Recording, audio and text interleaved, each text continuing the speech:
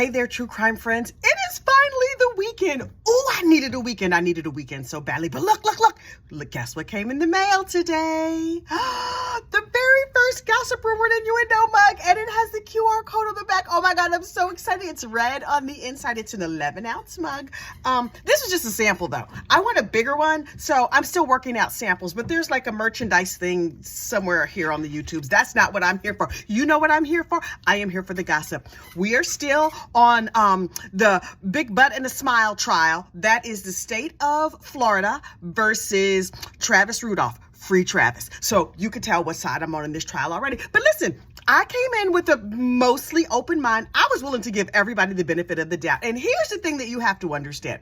When I was a kid, my dad was a cop. So I know for many people, they're like, the cops, the government, down with the man. But to me, my father wasn't shit. But his friends, his cop friends, oh, they were like surrogate fathers and uncles. And so there's a part of me that like, I don't absolutely trust the police because I'm not crazy and I've been black for 50 years. So, I know how that whole thing goes down. But I am absolutely willing to give them the benefit of the doubt. So that terrible detective that was on the stand the last 2 days, I was like, okay, she didn't do as good a job as she could have. And some of the things she said and did were completely asinine, but let's just hear her out. And then I heard her out and I was like, girl, you are an embarrassment to your profession. So I let my fingers do the walk. And I was like, maybe she's just a part-time police officer. She sells real estate or Mary Kay or something on the side. Clearly, this could not possibly be her full-time job. Turns out, not only is it her full-time job, she and her entire squad were honored just last week as investigators of the year. What? If you want to commit a crime, clearly you just need to go on down to West Palm Beach. I mean, listen, there are plenty of these little small towns where every time a stick breaks, there's a cat up in the tree. The whole police force turns out and they investigate, how did the cat get in the tree? How are we going to get him down the tree? What other agencies do we have to have? Maybe this is one of those police forces. No, they got plenty of murder over there in West Palm. They are not solving them. I don't know what these people were investigating. Maybe there was like a mugging at the donut shop. They probably real good on that. But anyway, let me not slander the popo. Maybe not all of them are as bad as her. Maybe she was just part of that team and the rest of the team is good and her, not so much. She's cute though. She's real cute. If there was a beauty contest for police officers, oh yeah, she'd be right up there. But investigation, she might need to be fired or retrained or set in the back of the class. Like, they need to let her investigate the kittens in the trees and let the real detectives go on and do the real detecting, because detecting, she did none. Nah. I do more detecting looking for a lost shoe in this house than she did trying to find a murderer. But anyway, so she got up there and she gave her little lame behind testimony, and the state was real easy on her. And I'm so used to being pro prosecution that I'm like, my brain is scrambled. But the defense attorney spanked her behind publicly. Honestly, he beat her up so bad. I was like, is this should we call the cops? This is like a DV situation. He publicly flogged this woman and humiliated her to the point that I was tired. I was like, you not tired from beating her up like this? But he hammered her on every single point, sometimes over and over and over. I was sitting here in my living room like, objection, asked and answered, objection, asked and answered.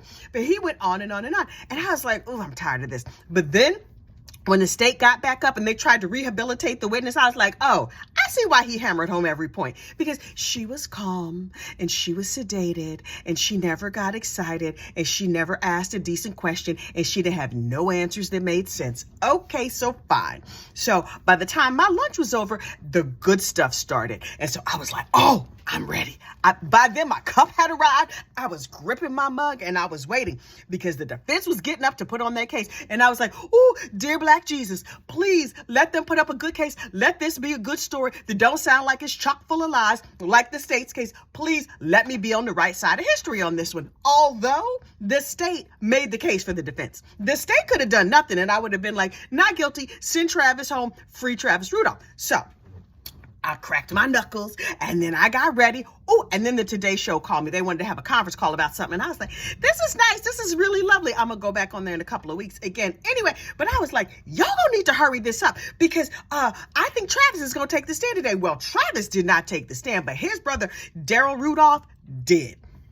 Honey, you had to sit down and get yourself a Kleenex and prepare to clutch all of your pearls when you heard his story. First of all, let me just say this. I was on the call with the producer from the Today Show when he took the stand. So I thought it was Travis. And I was like, okay, Travis, tell us your story. And then I realized it was DJ. And I thought DJ was the little brother. DJ is the big brother. Oh, as a mother of 4 sons, a older brother trying to protect his little brother, that just does something to my heart. But that's like a human being, one human being trying to save the life of another human being. That touched my heart as well. So this is what you need to understand first of all. First of all, Daryl Jones, Jacobs, Johnson, DJ, whatever his name is. Rudolph. His name is Rudolph. Daryl Rudolph Jr., who is a pig farmer, a small time. He got pigs and chickens and dogs there at the house.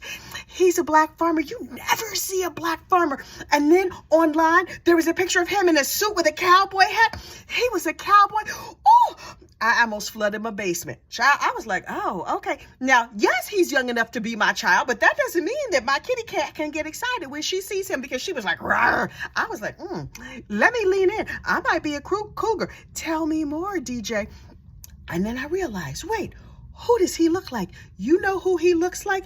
Black people, you know this. You know this. He looks like the Black Jesus picture that used to hang in my grandma's living room. And I was like, Jesus, is that you? Oh, there you are, right there on the TV. So he got up and he told his story of what happened. And he was trying to break up ratchet ass Dominique, whatever her name is, Dramonique. He was trying to break up his sister's ratchet girlfriend because they was having some sort of scratch and fight and whatever. So he told his whole side of the story and how Dominique was tearing up the house and causing all this trouble and calling and cussing and texting and we gonna kill you and blah, blah, blah, blah, blah. And I was like, okay, we knew this. But we knew this from the standpoint of the liars, the dudes who did the deed. Now we hear it from the standpoint of the people who were in the house, minding their own business, trying to be nice farmers. They had a chicken. How can you shoot a gun at somebody who owns a chicken? Chicken people are good people. As far as I know, I don't live where there are chickens, but I'm a fan of chickens. It is delicious and they make lovely eggs anyway. So he's telling his story and he was just like calm and slow and I was riveted. And then he was like, I was in fear for my life. They came up and tried to beat us viciously. And I had not thought about this. I knew it, but I hadn't really conceptualized it in my mind. This was 4 dudes against 2 dudes. And from the perspective of the dudes who got beat up, they were like, they were beating us badly. But from the perspective of the guys who were doing the beating, they were like, we were outnumbered. We were outgunned. One dude took out his gun and held it to my face. I didn't know if I was going to be killed. My father was recently killed. I thought this was my last day on earth. And I was just like, they almost shot Jesus right there in his front yard. Listen, these dudes did the best they could. They did what they had to do. And the fact that they weren't murdered that night, that is nothing short of a miracle. I am not pro-gun, but I am very glad that Travis went in that house and strapped up and got his gun and filled those boys full of holes. My only regret is that he did not shoot more of them. Now, am I pro-violence? No, I am not. But I am pro-equal. I am pro you're behind getting filled with lead. If you show up at somebody's house at midnight banging on the door like you out of your mind, are you crazy?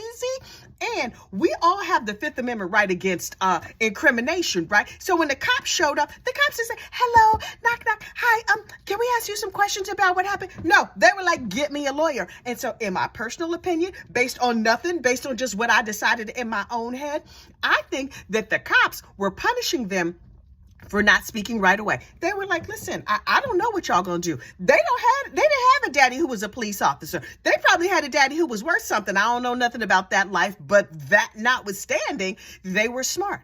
They got a lawyer to protect their rights. And they waited until they were represented by counsel to talk to the police. But you know what the police did? Put the boy in handcuffs, left Travis in jail for a year. Oh yeah, that's been glossed over. But in my reading, what I have discovered is our friend Trav, he was in jail for a solid year before finally they gave him bail. You know who they don't give bail to? People who they think are murderers, unless they're rich and fancy and whatever. They thought they were going to just sweep this poor black man off into the prison system and not worry nothing about it. Oh, no, no, no, no, no, no. But Jesus stepped up, probably the real Jesus and also his brother who looked like Jesus. And they were like, oh, we don't have the goods on this dude. And so they gave him bail with an ankle monitor and all of that. It is uncommon, from what I understand, for them to let somebody who's accused of murder out on bail with just an ankle monitor. Look at that crazy Taylor Shabusiness. She wasn't even going on a jail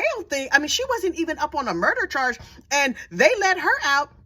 So a dude that you're like, oh yeah, he did all these terrible things, we just gonna give you this little ankle monitor. I'll bet you they offered him a bunch of pleas that he did not take because he was not guilty. They were like, we don't have evidence, and our detective didn't really investigate, and the people that we're working with are all liars and scums of the earth, whatever. And so they let him out. We all know he's gonna go free, right? I think that the state, some supervisor high up must have been like, you have to close this case, blah, blah, blah.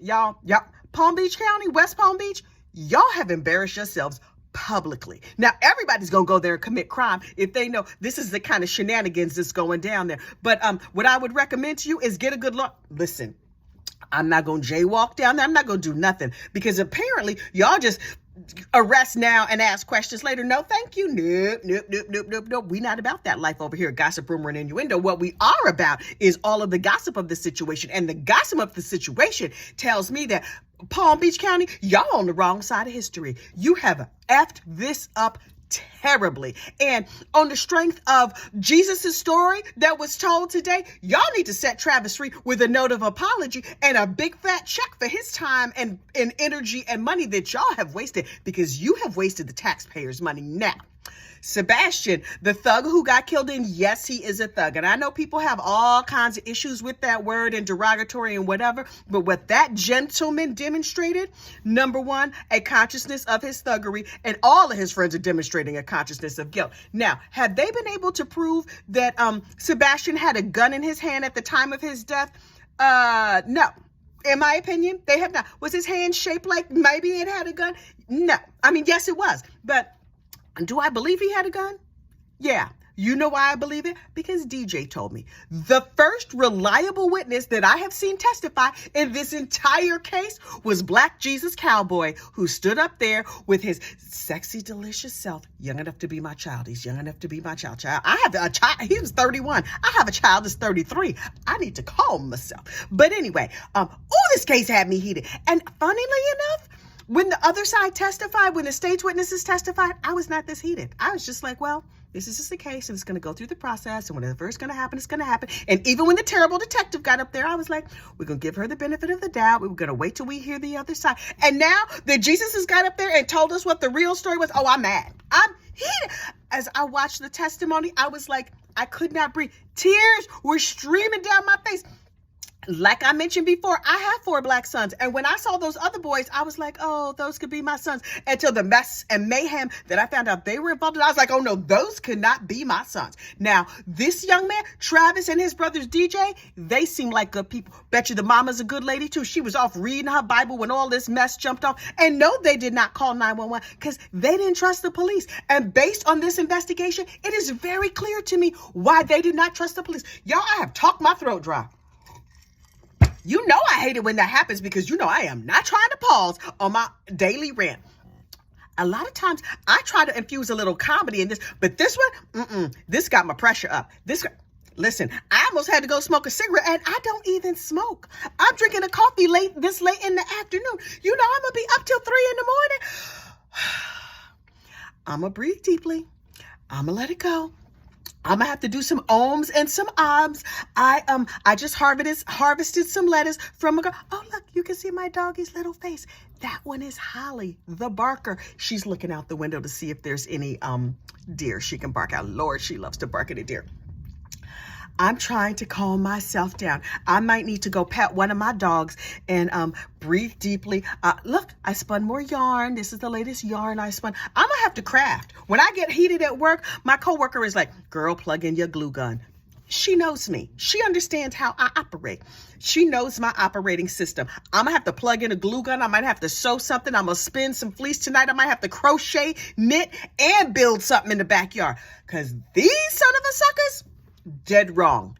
Dead wrong. And on the wrong side of history. I am looking forward to the Free Travis celebration. Now, in terms of this trial, I think it's going to go on another week. This is a 3-week trial. There's no way in the world this should have been a 3-week trial. The state should not have brought this case at all. But since they have, okay, let them waste your money down there in Palm Beach. Y'all don't pay income taxes anyway. I guess whatever taxes you do pay, they're going towards this foolishness, because this is a bunch of foolishness. Oh, I have chicken burgers on the stove. I'm going to have to go get them burgers off the stove because I'm not trying to burn dinner from a family. So... Everybody take a calming breath, a cleansing breath. We're going to lower our blood pressure and not raise our cortisol, and think of something calm. Maybe something good and interesting and funny will happen in the news, because this was an angry rant. Oh, I do not like an angry rant. I enjoy, I like to little kiki. I come on here and I just kiki with my friends. But this level of injustice, I will not stand for. If I lived in Florida, I would go march on whatever they have to march on. I would make a sign and I would walk back and forth, even in all that Florida heat. And you know I do not enjoy sweat. Child, I spent too much time as a fat girl to be trying to sweat now. Okay. Anyway, friends, you have a look at her cute face. You have a lovely, calm weekend. I am going to try and have a lovely, calm weekend. I'm going to speak in dulcet tones, and I'm not going to raise my voice at all. But I tell you what, if they talk crazy to DJ's mama when she gets on the stand, I'm telling you right now, I'm buying a plane ticket. I'm going to go down there and whip everybody's ass. Well, they got guns in Florida. I'm going to talk real mean about them on the intranet, and hope they see it. Please, no tagging, because those suckers got guns, and I don't need the DA coming up here trying to shoot me up because I was reckless on the interwebs. Okay, y'all have a good night, and I will talk to you later. Bye.